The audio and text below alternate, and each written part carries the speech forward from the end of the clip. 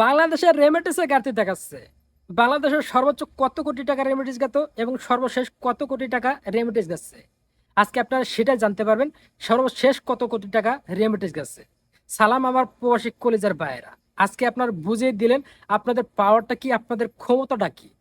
আপনারা ছাত্রদের সাথে রাজপথে না নামতে পারেও আপনারা বুঝিয়ে দিলেন আপনার রেমিটেন্স বন্ধ করে আপনারা ছাত্রদের পাশে আছেন। ধন্যবাদ আপনাদের এই ছাত্রদের পাশে থাকার জন্য, এই ছাত্রদের অধিকার আদায় করে দেওয়ার জন্য। আপনারা যদি চান যে এই ছাত্রদের অধিকার আদায় করে দিবেন, তাহলে আপনারা অবশ্যই পারবেন এই ছাত্রদের অধিকার আদায় করে দিতে। আজকে আপনাদের প্রমাণ হয়ে গেল আপনাদের কতটা দামি। আপনাদের কাছে এখন মাননীয় প্রধানমন্ত্রী শেখ হাসিনা আপনাদের কাছে হাত বাড়াইছে, আমাদের রেমিটেন্স দাও, আমাদের রেমিটেন্স দরকার। আমি কোন একজন প্রবাসী, আমি একজন রেমিটেন্স যোদ্ধা। আমি বাংলাদেশে এখন ব্যাংকে টাকা না ছেড়ে আমি হুন্ডিতে টাকা ছাড়ি। আপনারা কে কে এই হুন্ডিতে টাকা ছাড়েন অবশ্যই আমার কমেন্টে জানাই যাবে। আপনাদের কাছে অনুরোধ থাকবে আপনার এই যুদ্ধটা আপনারা চালাই যাবেন যতদিন না এই ছাত্ররা বিজয় হচ্ছে। তো চলুন এবার আপনারা জেনে নিন বাংলাদেশের সর্বোচ্চ কত কোটি টাকা রেমিটেন্স গেছে এবং সর্বশেষ কত কোটি টাকা রেমিটেন্স গেছে। তো চলুন আপনারা জেনে নিন। তো দেখেন আমি এখানে একটা ওয়েবসাইট আছে, এখানে দেখেন 24 দিনে রেমিটেন্স এসেছে কত। জানালেন ব্যাংকে হিসাব করে জানাইছে 24 দিনে কত কোটি টাকা রেমিটেন্স এসেছে। তো চলুন আরো দেখাই।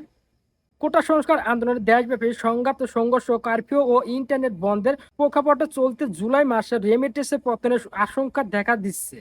এই 24 দিনে রেমিটেন্সের আশঙ্কা দেখা দিচ্ছে। এই 24 দিন ধরে রেমিটেন্স বন্ধ করে দিয়েছে। তো চলুন আপনারা জেনে নেই এই 24 দিনের কত কোটি টাকা রেমিটেন্স গেছে। তো দেখেন গত বছরের 1 থেকে 24 জুলাই দেশে বৈধ পথে প্রবাসী আয় এসেছে 158 কোটি 60 লাখ ডলার। দেখেন এখানে কোন ডলার এসেছে, এখানে কোন টাকা উল্লেখ করে দেয় নাই। এখানে 158 কোটি 60 লাখ ডলার। এই ডলার যদি হিসাব করে তাহলে কত কত কোটি টাকা এই রেমিটেন্স যায় এই বাংলাদেশে, এটা হিসাব ছাড়া। তো তারপর দেখেন এর মধ্যে প্রথম 18 দিনে এসেছিল 142 কোটি 20 লাখ ডলার। এখানে কতটা পার্থক্য হয়ে গেছে রেমিটেন্স যাওয়া। তো এটা তো শুধু শেষ না, এই কোটা সংস্কার আন্দোলনে এই জুলাই মাসে কত কোটি টাকা রেমিটেন্স যাচ্ছে এটা আপনারা নিচে দেখতে পাবেন। তো এখান থেকে আমি একটু নিচে দেখি। আরো 19 থেকে 24 জুলাই 6 দিনে এসেছে 7 কোটি 80 লাখ ডলার। যেখানে 158 কোটি ডলার গেত, সেখানে এখানে পোষাইছে 7 কোটি 80 লাখ ডলার। আপনার কাছে অনুরোধ থাকবে আপনারা একদম জিরো জিরো করে দিবেন। তারপর দেখবেন এই বাংলাদেশে কেমনে চলে, এই বাংলাদেশ কাদের টাকায় চলে। এখানে যদি আমরা যদি সব রেমিটেন্স দিই তাহলে তো আমাদের টাকায় তো বাংলাদেশ চলে, তাহলে বাংলাদেশে কি ইনকাম করে সেটাই আমাদের প্রশ্ন। আপনাদের কি এই এই বিষয়ে আপনার এই কিছুটা মন্তব্য করে আমার কমেন্টে জানা যাবে। এখানে যদি এত টাকা যদি এই প্রবাসীরা রেমিটেন্স দেয় তাহলে এই প্রবাসীর কেন দাম নেই? এই প্রবাসীর টাকা দিয়ে তো সব চলতেছে, তাহলে এই প্রবাসীর কেন দাম নেই? ওই যে কথায় আছে না, সময় থাকতে কেউ মূল্য দেয় না। আমরা যখন দেশের রেমিটেন্স পাঠাইতাম তখন আমাদের কোনো মূল্য ছিল না। এখন যখন আপনারা রেমিটেন্স বন্ধ করে দিয়েছি, এখন সরাসরি আমাদের প্রধানমন্ত্রী শেখ হাসিনা আমাদের কাছে রেমিটেন্স চাইতেছে। কেন? আমরা কি দিতাম না? আমরা কেন রেমিটেন্স বন্ধ করেছি? আমরা এত টাকা রেমিটেন্স দিয়েই আমাদের টাকা দিয়ে তোরা চলো, তবু আমাদের কোনো সুযোগ সুবিধা নাই, আমাদের কোনো দাবি মানুষ না, আমাদের কোনো সুযোগ সুবিধা করে দেস না। আজকে সুযোগ এসেছে, আমরা আমাদের ক্ষমতাটা দেখাইতে পারতেছি। এবার দেখতে পারবি এই প্রবাসীদের ক্ষমতাটা কি। তারপর দেখেন এর আগে গত জুনে 254 কোটি ডলার আয় দেশে পাঠিয়েছেন প্রবাসীরা। 254 কোটি ডলার, তাহলে কত কত টাকা এই বাংলাদেশে রেমিটেন্স পাঠাই আমরা প্রবাসীরা, তবু আমাদের মূল্য নাই। যাই হোক, এবার মূল্য আদায় করে নেব, এবার আমাদের অধিকার আদায় করে নেব। আপনাদের কাছে অনুরোধ থাকবে এই 7 কোটি থেকে একদম 0 কোটিতে আপনারা পরিণত করবেন। আপনার কাছে এটাই অনুরোধ। তো তারপর দেখেন জুনের দেশে এসেছে পরিমাণ প্রবাসী আয় এসেছিল তা একক কোনো মাসে হিসাবে গত 3 বছরের মধ্যে সর্বোচ্চ। এর আগে সর্বশেষ 2020 সালে জুলাইয়ে 259 কোটি ডলার প্রবাসীর আয় এসেছিল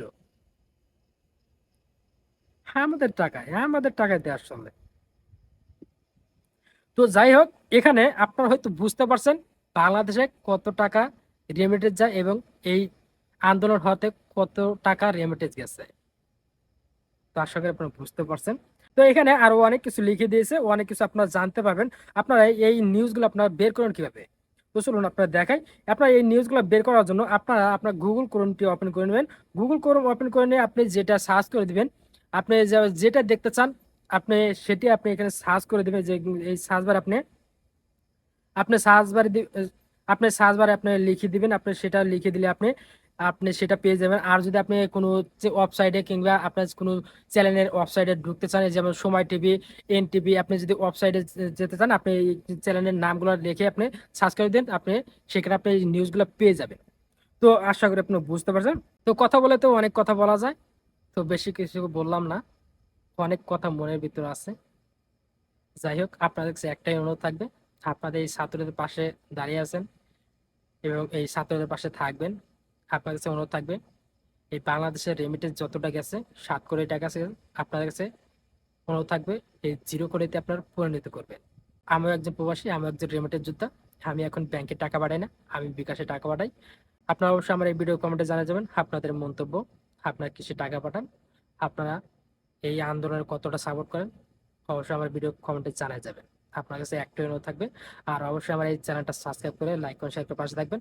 আমি এই ধরনের তথ্য আমি প্রতিনিয়ত আমার এই ইউটিউব চ্যানেলে আমি আপলোড করতেছি। তো ভালো থাকবেন, সুস্থ থাকবেন।